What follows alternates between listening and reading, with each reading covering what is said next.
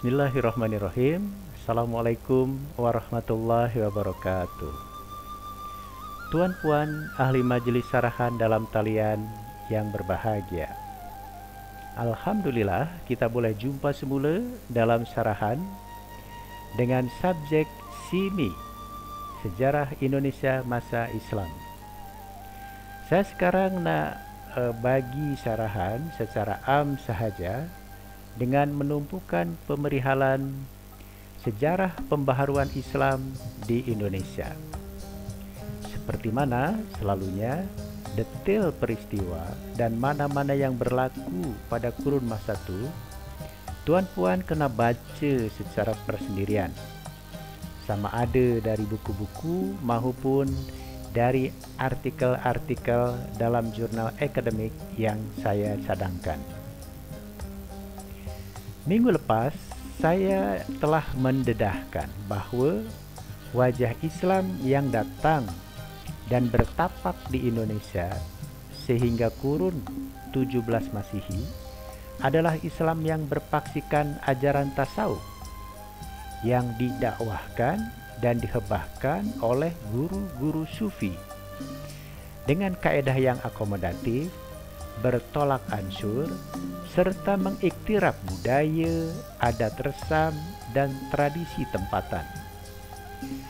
Dengan kaedah dakwah Islam yang macam tu, majoriti masyarakat Indonesia, sama ada pihak penguasa dan golongan menengah maupun pihak rakyat akar umbi, boleh menerima Islam dengan baik dan saksama. Tapi apabila pada kurun 16 Masehi wujud ketibaan bangsa-bangsa Eropah yang nak memerangi umat Islam, selalunya dipanggil bangsa Moor atau bangsa Moro, dan bangsa-bangsa Eropah itu berjaya menewaskan umat Islam dan menjajahnya, maka umat Islam, khasnya para ulama Islam, mula sedar bahawa wujud ajaran Islam yang tak betul dan diamalkan oleh umat Islam mengikut kaedah TBC, yaitu taklid, bid'ah, dan hurafat. TBC adalah satu keyakinan yang diamalkan oleh umat Islam dengan mengikut sahaja adat resam atau warisan budaya daripada nenek moyang yang tak ada kena-mengena dengan sumber asas Islam, yaitu Al-Quran dan As-Sunnah. Hatta para ulama Islam mula membuat soalan kritikal. Apa pasal bangsa Eropah yang kafir boleh berjaya, manakala umat Islam boleh tewas di serata dunia? Jawabannya ringkas, mengikut para ulama, kerana umat Islam telah meninggalkan Al-Quran dan As-Sunnah baginda Nabi Muhammad sallallahu alaihi wasallam.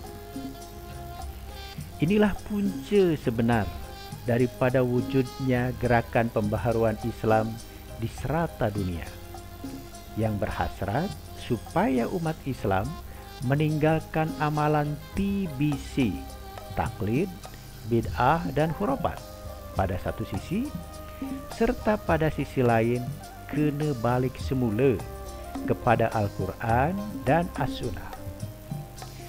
Gerakan pembaharuan Islam yang melampau nak balik semula setakat kepada Al-Quran dan Al-Hadis ini dianjur oleh Muhammad bin Abdul Wahhab di Jazirah Arab, yang selalunya dilabel sebagai gerakan Wahabi pada kurun 18 Masehi, dan impak atau kesannya sampai juga ke Indonesia pada kurun 19 Masehi.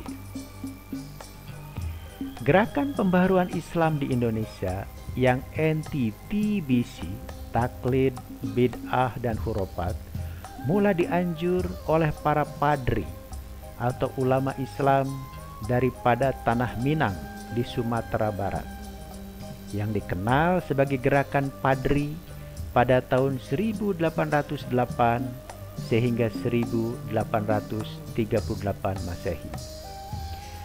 Pemimpin gerakan Padri yang terbilang ialah Tuanku Imam Bonjol yang nak memansuhkan adat resam, sama ada berjudi, minum arak, main perempuan, maupun amalan-amalan buruk lainnya yang tak selari dengan ajaran nilai-nilai murni Islam.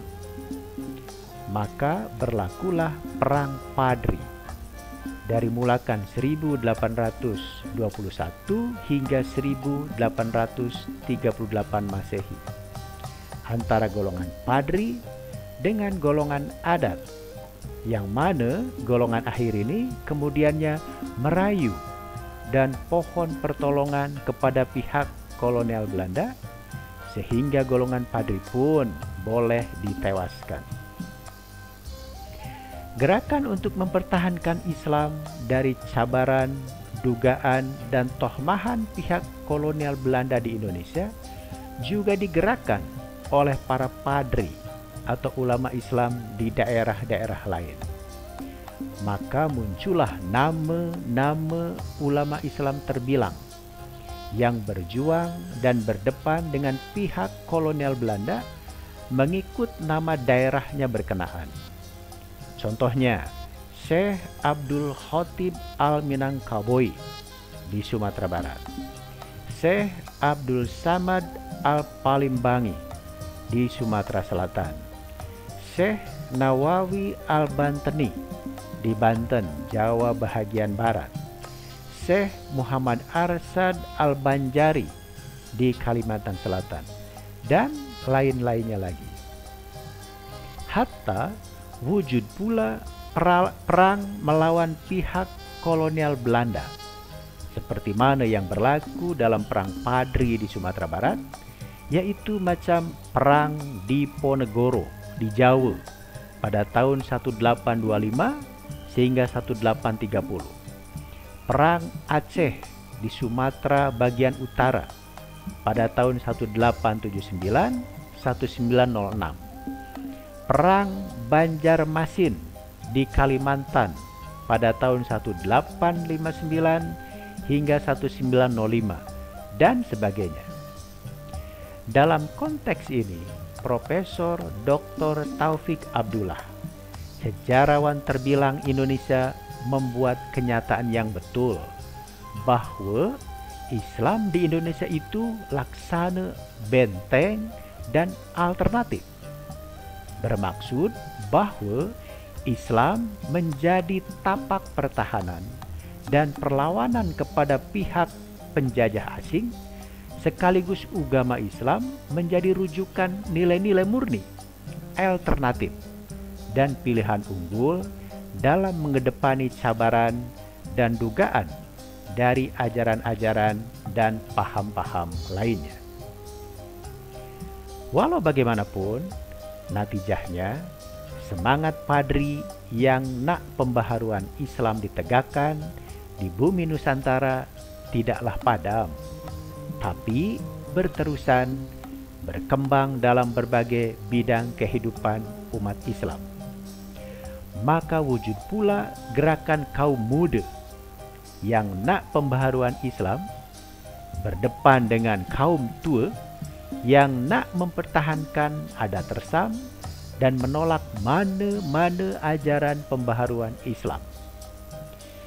Gerakan pembaharuan Islam yang masif di serata dunia ini pada hujung kurun 19 Masehi dan mula kurun 20 Masehi diterajui oleh Jamaluddin Al-Afghani dan Muhammad Abduh di Mesir dengan idea pan-Islamisme yang bermatlamat, bercadang, dan menggesa supaya umat Islam di serata dunia kena bersatu dan mengejar keciciran dari bangsa-bangsa Barat modern, sama ada dalam bidang politik, pendidikan, ekonomi, dan sosial, maupun dalam tamadun Islam. Umat Islam pun sadar bahwa supaya gerakan pembaharuan Islam itu berjaya, ianya kena dianjur berasaskan pada pertubuhan atau organisasi. Kerja berpasukan sememangnya lagi berjaya daripada kerja bersendirian. Lantaran itu, mulakan kurun 20 Masehi di Indonesia wujud pertubuhan Islam yang bermatlamat dan menganjur agenda mahukan memajukan umat Islam supaya tidak tercicir bila dibandingkan dengan negara-negara barat yang modern. Pertubuhan Islam ini ada yang berkhidmat sama ada dalam bidang politik macam ISI, Syarikat Islam, yang diasaskan oleh Haji Omar Said Cokroaminoto di Bandar Surabaya, Jawa Timur pada tahun 1913, maupun dalam bidang pendidikan dan dakwah Islam, macam Pertubuhan Muhammadiyah yang diasaskan oleh Kiai Haji Ahmad Dahlan di Bandar Yogyakarta, Jawa Tengah pada tahun 1912, dan Pertubuhan Persis, Persatuan Islam, yang diasaskan oleh Haji Ahmad Hasan di Bandar Bandung, Jawa Barat pada tahun 1923. Pertubuhan Islam modern yang kerap menghentam golongan pengamal TBC, taklid, bid'ah, dan khurafat ini mula mendapat tindak balas dan rasa tak puas hati pun daripada golongan Islam tradisi yang mahukan kekal menghargai adat resam dan tradisi tempatan lainnya sepanjang ianya selari dengan ajaran-ajaran Islam. Di Jawa contohnya, golongan Islam tradisi ini menubuhkan NU, Nahdlatul Ulama, yang diasaskan oleh Kiai Haji Hashim Asy'ari di Pondok Pesantren Jombang, Jawa Timur pada tahun 1926. Manakala di Sumatera ditubuhkan pula PERTI, Persatuan Tarbiyah Islamiyah, yang diasaskan oleh Syekh Sulaiman Arasuli di Bukit Tinggi, Sumatera Barat pada tahun 1928. Gerakan Islam melalui pertubuhan modern di Indonesia, khasnya dalam berdepan dengan pihak kolonial Belanda pada mulakan kurun 20 Masehi, mendapat rakan kongsi sekaligus lawan baharu, yaitu apa yang dipanggil sebagai golongan nasionalis sekuler. Golongan cerdik pandai yang menuntut di sekolah-sekolah Belanda ini kemudiannya menubuhkan pertubuhan kebangsaan modern yang ada sikap netral atau tak berkecuali terhadap agama Islam, macam Budi Utomo atau Pertubuhan Amalan Nilai Murni yang diasaskan oleh Dr. Wahidin Sudirohusodo dan Dr. Sutomo di Jakarta pada tahun 1908,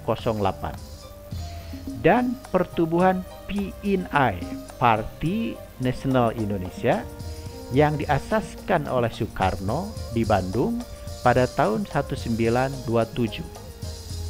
Hatta wujud pun pertubuhan modern yang anti terhadap agama Islam, yaitu PKI, Parti Komunis Indonesia, yang diasaskan oleh Semaun dan Darsono di Bandar Semarang, Jawa Tengah pada tahun 1920. Golongan ini dalam sejarah Indonesia modern sekali lagi kerap dilabel sebagai golongan nasionalis sekuler. Dua arus utama dalam alam politik kontemporer Indonesia antara golongan nasionalis sekuler, yaitu mereka yang mahukan membina negara bangsa tapi netral atau bahkan anti agama Islam, dengan golongan nasionalis Islam, yaitu mereka yang mahukan membina negara bangsa berpaksikan kepada nilai-nilai ajaran Islam, telah mencorak dan melakar sejarah Indonesia modern dari zaman kolonial Belanda pada awal kurun 20 Masehi sehingga sekarang. Perbincangan dan perbalahan ide antara Soekarno Belia dengan Muhammad Natsir Belia pada tahun 1930-an contohnya bersabit kepentingan untuk menubuhkan negara bangsa, sama ada yang berpaksikan kebangsaan sekuler maupun kebangsaan Islam, kekal wujud dan relevan sehingga sekarang. Walaupun natijahnya wujud kompromi politik dan bertolak ansur, yaitu bahwa negara Republik Indonesia yang diistiharkan kemerdekaannya pada tarikh 17 hari bulan Agustus 1945 adalah negara kebangsaan yang berasaskan ketuhanan yang Maha Esa. Apa dia?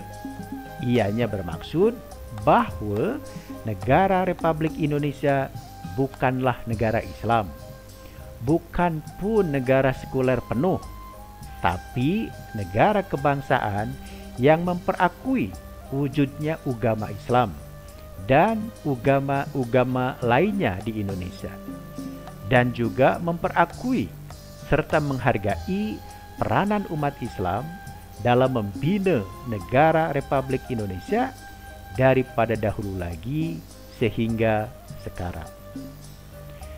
Tuan-puan ahli majelis sarahan dalam talian yang berbahagia, macam mana perkembangan Islam selepas Indonesia merdeka sehingga sekarang?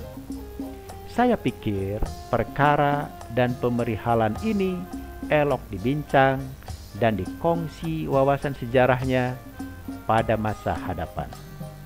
Sekian dan terima kasih. Wassalamualaikum warahmatullahi wabarakatuh.